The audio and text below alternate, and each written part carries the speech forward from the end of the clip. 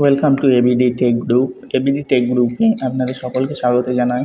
আজকে যে জিনিসটা নিয়ে আলোচনা করতে চলেছি বা যে জিনিসটা আজকে আপনাদের বলতে চলেছি, সেই জিনিসটা হতে পারে আপনারা থাম্বনেল দেখে অথবা ডিসক্রিপশন দেখে বুঝে নিয়েছেন। তাও একবার বলে দিচ্ছি যে আজকে যে জিনিসটা নিয়ে আলোচনা করতে চলেছি সেই জিনিসটা হচ্ছে যে মিউটেশন। মিউটেশন সম্পর্কে ডিটেলসে আমরা জানবো। মিউটেশন কি, মিউটেশন কেন জরুরি আর মিউটেশনস কিভাবে করা যায়, তাই স্টেপ বাই স্টেপ আমরা এই ভিডিওতে জানবো। তো মিউটেশনস কি, প্রথমে আমরা জেনে নিই যে মিউটেশনস কি। তো মিউটেশনস সাধারণত হলো একটি ইংরেজি শব্দ যার বাংলা মানে হচ্ছে নামপত্তন বা নাম পরিবর্তন করা। তো কিসে নামটা পরিবর্তন করা হয়? সাধারণত রেকর্ডে বা যে জমি কিনেছে তার নামে সেই রেকর্ডটা হয় বা সেই জায়গাটা রেজিস্ট্রিত হয়। যদিও অনেকে বলতে পারে যে জায়গার তো রেজিস্ট্রি হয়ে গেছে সমস্ত কিছু, তো রেজিস্ট্রি হতে গেলেও কিন্তু সরকারের খাতায় সেই নামপত্তন বা নামের কিন্তু পরিবর্তন হয় না যতক্ষণ না পর্যন্ত এই মিউটেশনটা হবে। তো এই মিউটেশনস হওয়ার পরে কিন্তু জমি কমপ্লিটলি নামটা চেঞ্জ হয়ে যায় সরকারের খাতা থেকেও। তো যারা যারা জায়গা জমি কিনছে তাদেরকে এই মিউটেশন করাটা একান্ত প্রয়োজন বা জরুরি বিষয়। তো মিউটেশনস কি? তো মিউটেশনস হচ্ছে সম্পত্তি। মিউটেশনস হলো নতুন সম্পত্তি মালিকের নামে টাইটেল বা হস্তান্তরের প্রক্রিয়া। সম্পত্তি করের পরিবর্তনের অর্থ হলো নতুন সম্পত্তি মালিক সেখান থেকে প্রয়োজনীয় সম্পত্তি কর পরিশোধ করবেন। সম্পত্তি মিউটেশনস বা হিন্দিতে দাখিল খারিজ ও বলা হলো একটি সম্পত্তি বিক্রি বা হস্তান্তর করার সময় একজনের কাছ থেকে অন্য ব্যক্তির কাছে শিরোনামে মালিকানা হস্তান্তর করার প্রক্রিয়া। তো এখানে কি বলছে যে এক হাত থেকে আরেক হাতে যখন হস্তান্তর হয় বা এক হাত থেকে যখন আরেক হাতে জমি যায় তখন এই মিউটেশনস করাটা একান্ত প্রয়োজন এই নাম পরিবর্তন করার জন্য। তো একটা এক্সাম্পল বা উদাহরণের সাহায্যে আমরা জেনে নিই যে মিউটেশনটা কি। তো ধরে নেওয়া যাক যে মিউটেশনস সম্পর্কে আপনি কিছুই জানেন না। তো মিউটেশনটা হচ্ছে, ধরে নেন আপনি একটা জমি কিনবেন। তো জমি কেনার জন্য সমস্ত কিছু ফিক্স করা হলো, তার রেট এমনকি তার সমস্ত কিছু পরিশোধ করা হলো এবং পরিশোধের পর সেটা রেজিস্ট্রি করা হলো, দলিল বানানো হলো।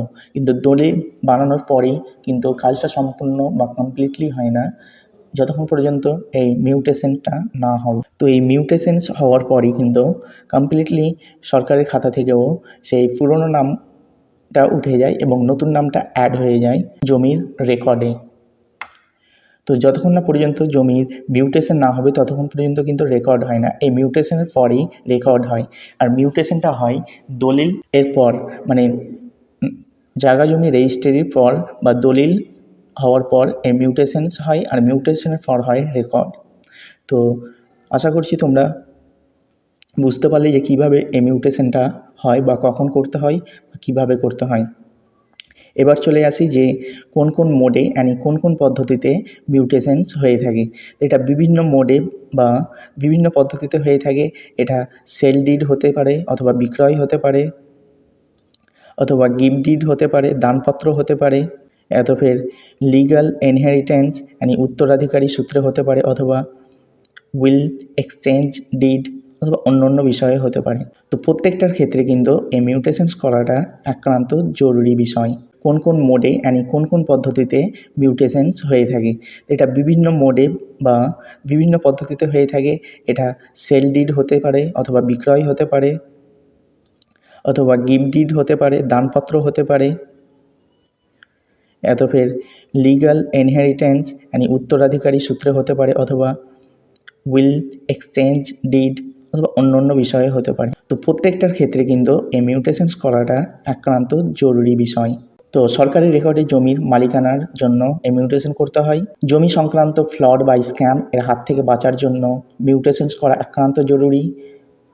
গভর্নমেন্ট কম্পোজিশনস এর জন্য, বিভিন্ন সরকারি কাজের জন্য, এমনকি প্রপার্টি ট্যাক্সের জন্যও কিন্তু মিউটেশনস করা একান্ত জরুরি। বিভিন্ন সরকারি কাজে ধরা যাক যে আপনার জমির ওপর দিয়ে সরকার কোনো কাজ করতে চাইছে, আর সেই কাজের আগে বা কাজের টাইমে সরকার সেই জমি বালাকে কিন্তু অনেক টাকা বা অনেক কিছু দিয়ে থাকে যখন সরকার সেই জমিটাকে কাজে লাগাতে চায়। সেই টাইমে সরকার অনেক টাকা সেই জমিওয়ালাকে দিয়ে থাকে।